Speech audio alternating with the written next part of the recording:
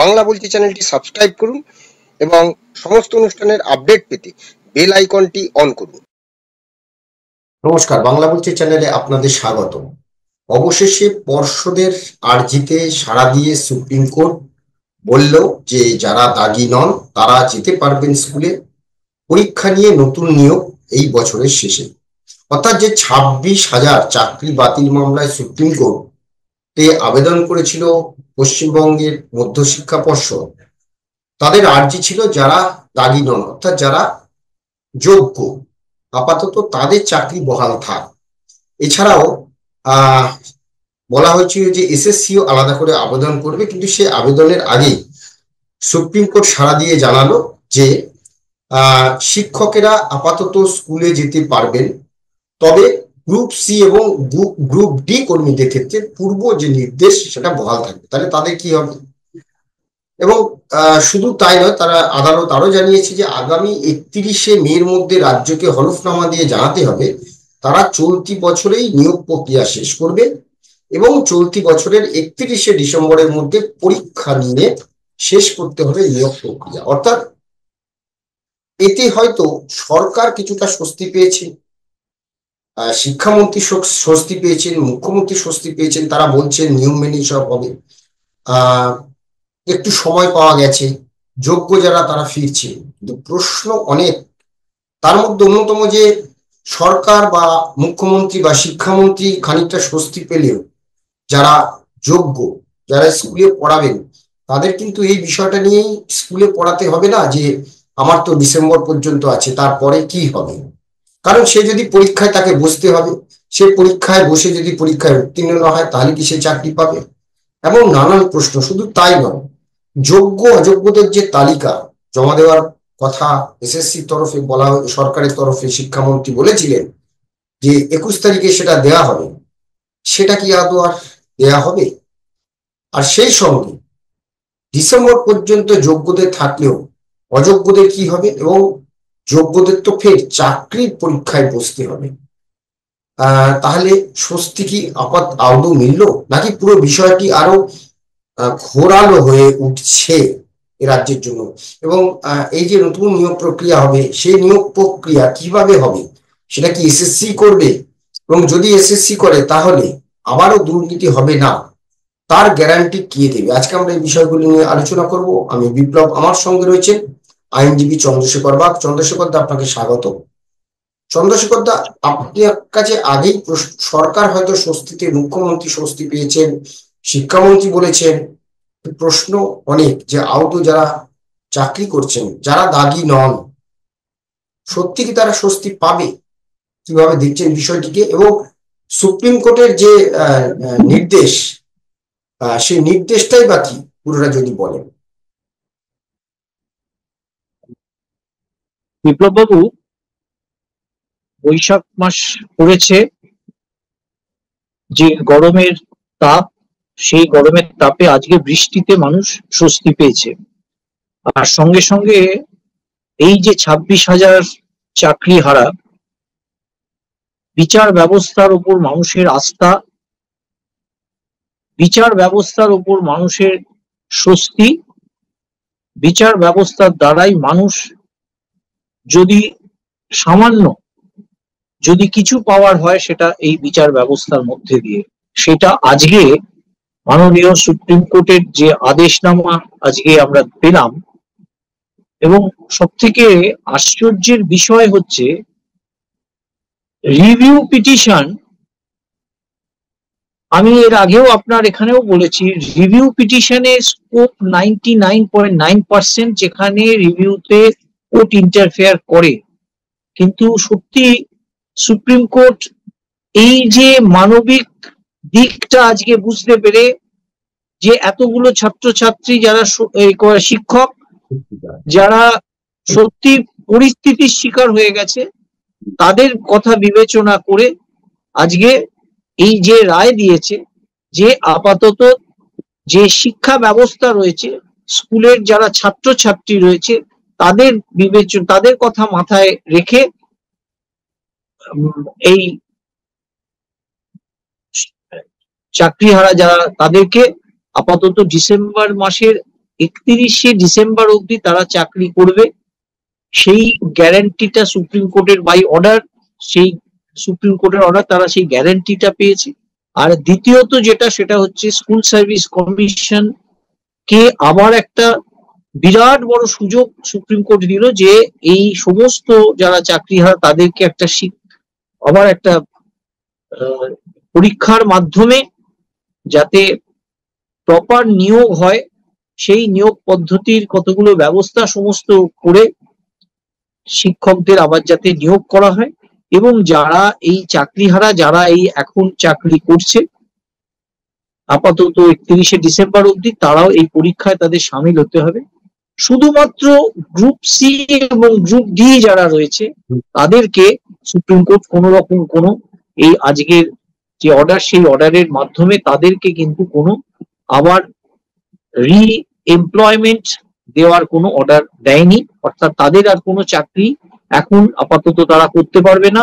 নতুন যে পদ্ধতিতে এমপ্লয়মেন্ট হবে সেই তারা আবার সামিল হতে হবে, যোগ্য যদি হয় তারা তাতে চাকরি পাবে। তো আমি একটা কথা বলবো যে যেমন পরিবেশের আমাদের স্বস্তি হলো, আমাদের বাংলার যারা শিক্ষক, যারা আমাদের মেরুদণ্ড, তারা আর যাই হোক, দেখুন অনেকে আমি শুনছিলাম, অনেকে বলছে, অনেক শিক্ষকরা বলছে এটা আমাদের কাছে অপমান, আমরা কেন আবার পরীক্ষা দেব, আমরা তো একবার সিলেকশন হয়েছি। কিন্তু এখন একটা পরিস্থিতি, এটা তো বুঝতে হবে যে এই যে বর্তমান সরকার পশ্চিমবঙ্গে, তারা এই শিক্ষা ব্যবস্থাটা নিয়ে এমন একটা ছেলে খেলার পর্যায়ে নিয়ে যাওয়ার ফলে আজকে যোগ্য অযোগ্য সব মিলে মিশে কাঁকড় এক হয়ে গেছে। তা সেখানে বাছাই যদি তারা না করে দিয়ে থাকে, সুপ্রিম কোর্টের তো কিছু করার নেই। সুপ্রিম কোর্টের তো বরং তাদের খুশি হওয়া উচিত, তাদের আবার একটা সুযোগ দিল, তাদের নিজেকে ডেভেলপ করার একটা সুযোগ দিল। 31শে মের মধ্যে এই পরীক্ষার ব্যবস্থা করতে হবে, আর তাদের এমপ্লয়মেন্টটা 31 এই শিক্ষাবর্ষ অর্থাৎ পুরো ডিসেম্বরের মাস অবধি তাদের শিক্ষকতাটা করার সুযোগ রইল। আর নিজেদেরকে নিজেরা ডেভেলপ করে, আমি বলবো এই সুযোগটা যখন এই যারা শিক্ষক রয়েছে তারা আপনারা যথেষ্ট পারদর্শী, কিন্তু আরো নিজেকে একটুখানি ইকুইপ করে নিন, আরো নিজেকে পারদর্শী করুন, আরো লেখাপড়ার সঙ্গে যুক্ত থেকে যাতে এখনকার যে ধরনের পরীক্ষা হয় সেইগুলোতে সামিল হয়ে পরীক্ষাটায় সামিল হন। নিশ্চয়ই আপনারা যারা যোগ্য রয়েছেন তারা ডেফিনেটলি না পাওয়ার কোনো অসুবিধে নেই। যারা এই জল মিশিয়ে এই সরকার যেভাবে তাদেরকে ঢুকিয়ে দেওয়ার চেষ্টা করেছিল, বরং সেটা তো একটা ভালো হলো যে যারা অযোগ্য তারা বেরিয়ে যেতে পারবে, আপনারা যারা যোগ্য রয়েছেন তারা এই পরীক্ষাতে আবার সামিল হলে, নিজেরা পাস করলে ডেফিনেটলি আবার চাকরি আপনাদের হবে। একদম। এই জায়গা থেকে কিন্তু দু তিনটে প্রশ্ন, যেটা আমি প্রথমেই শুরুতেই বলছিলাম যে দেখুন, পরীক্ষা দেবে 31শে ডিসেম্বর পর্যন্ত, অর্থাৎ তার চাকরিটা কিন্তু এই শিক্ষাবর্ষ পর্যন্ত রইল। তাহলে তাকে আবার নতুন করে পরীক্ষা দিতে হবে এবং তারপরে তিনি পাস করলে তাকে নিয়োগ করা হবে। এবারে এখানেই প্রশ্ন যে তাদের জন্য কি আলাদা কোনো ব্যবস্থা হবে? মানে তারা যারা এই যে যোগ্য শিক্ষক, তারা আবার পরীক্ষায় বসবেন এই 9-10 বছর চাকরি করার পর, 8-9 বছর চাকরি করার পর তারা যে আবার বসবেন, তাদের জন্য কি আলাদা কোনো ক্রাইটেরিয়া থাকবে পরীক্ষায়? তাদের জন্য কি কোনো নম্বর ছাড় থাকবে? সেটা যেমন একদিকে, তেমন অন্যদিকে এইটার ফলে আবার মামলা হবে না তো? যারা নতুন ভাবে পরীক্ষা দেবেন তারা বলবেন যে আমরা কেন সাফার আসবো, এটা যেমন একদিকে।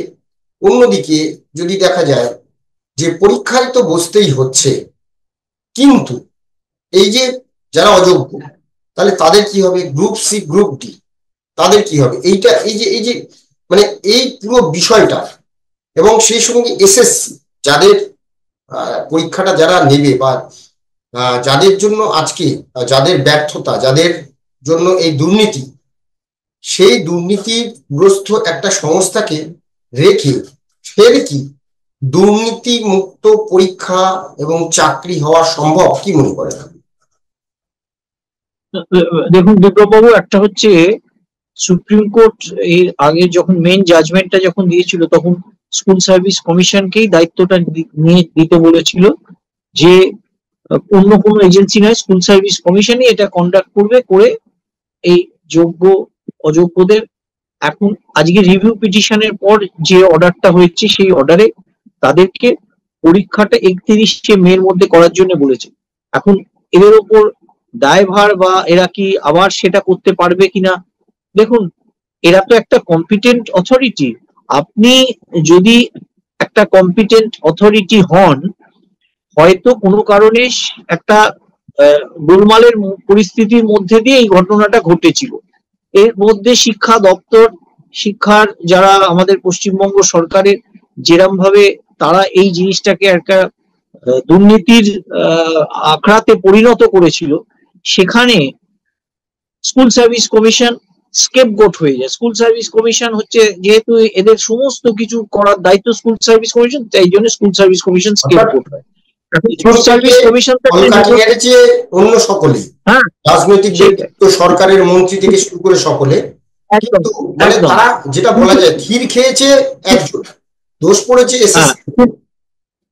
কিন্তু ব্যাপারটা কি, স্কুল সার্ভিস কমিশন তো একটা অটোনমাস বডি, তার কতস্ব নিজস্ব রুলস রয়েছে, রেগুলেশন রয়েছে, তারা কতগুলো কাজ করতে পারে, তাদেরকেই অ্যাসার্ট হতে হবে। সুপ্রিম কোর্ট এই যে আজকে যে ঘটনাটা, এইখানে প্রশ্ন, সেই দেখুন এই অটোনমাস বডি চালাচ্ছে কিন্তু সেই শিক্ষা দপ্তরের মাধ্যমেই পরিচালিত হচ্ছে, সরকারের মাধ্যমেই পরিচালিত হচ্ছে। এখন আমার এই জায়গাটাতেই প্রশ্ন যে এটা নিয়ে আবার মামলা হওয়ার সম্ভাবনা নেই তো, যে সুপ্রিম কোর্ট বা হাইকোর্টে মামলা হলো যে নতুন করে যদি পরীক্ষা নিতে হয় তাহলে এসএসসি পরীক্ষা নেবে, কিন্তু সেটা একটা কোনো কোর্ট নিযুক্ত কোনো কমিটি বা কিছু গড়ে সেটা করা হোক, অর্থাৎ কোর্ট নজরদারিতে এসএসসির মাধ্যমেই পরীক্ষাটা হবে, এরকম কিছু হওয়ার সম্ভাবনা আছে? প্রথম কথা, স্কুল সার্ভিস কমিশনও একটা অ্যাপ্লিকেশন সুপ্রিম কোর্টের কাছে ফাইল করতে যাচ্ছে খুব শীঘ্রই। এটা পর্ষদের, পশ্চিমবঙ্গ মধ্যশিক্ষা পর্ষদের যে অ্যাপ্লিকেশন, সেই অ্যাপ্লিকেশনটার আজকে শুনানি এই অর্ডারটা হয়েছে।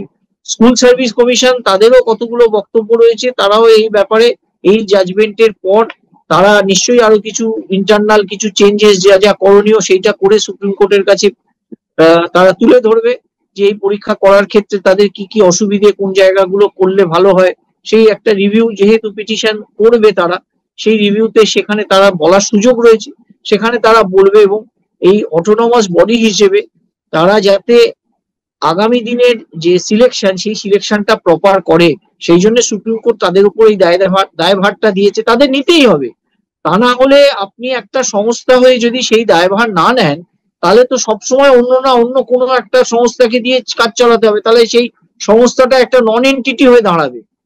আর দ্বিতীয়ত যেটা, যে দেখুন স্কুল সার্ভিস কমিশন যেহেতু অটোনমাস, সেহেতু তাদের নিজস্ব কতগুলো প্যারাফান্ডিয়া রয়েছে, তারা সেইগুলোকে বিবেচনা করতে হবে। আর আপনি যে বললেন যেটা যারা নন টিচিং স্টাফ, যারা চাকরিহারা যারা বা অন্যান্য যারা, তারাও কিন্তু একই প্রশ্ন, তারা কিন্তু এসএসসি কে বিশ্বাস করছে না।